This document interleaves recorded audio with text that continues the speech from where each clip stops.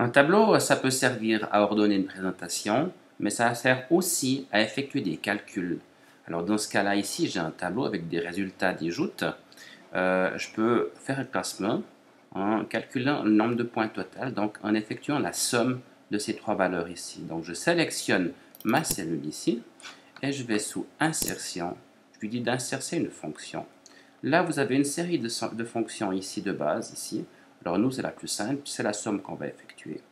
Donc je clique sur Somme ici, et puis il va me calculer automatiquement la somme des cellules voisines ici. Par défaut, l'ordinateur il choisit les cellules qui sont juste à côté, mais vous pouvez très bien modifier le choix de l'ordinateur en double-cliquant sur la cellule, et là il vous affiche qu'il calcule la somme des cellules B2 à F2. En fait, c'est pas depuis B2 que ça commence, c'est depuis D2. Donc je peux venir corriger ici et lui dire cette cellule-là, j'aimerais que ce soit D2.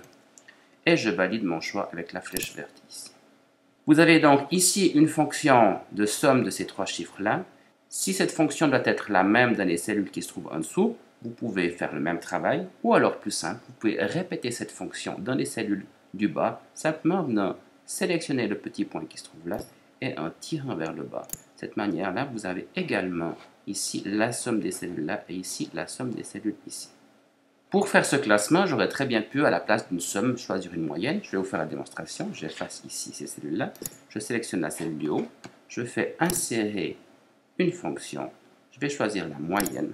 La moyenne de quoi? Je vais regarder des cellules B2 à F2. Ben non, ce sera depuis la C2. Non, pardon, D2 à F2. Je valide ici. 86 points. J'aimerais avoir la même fonction en dessous. Je décale vers le bas 80 et 76 ici.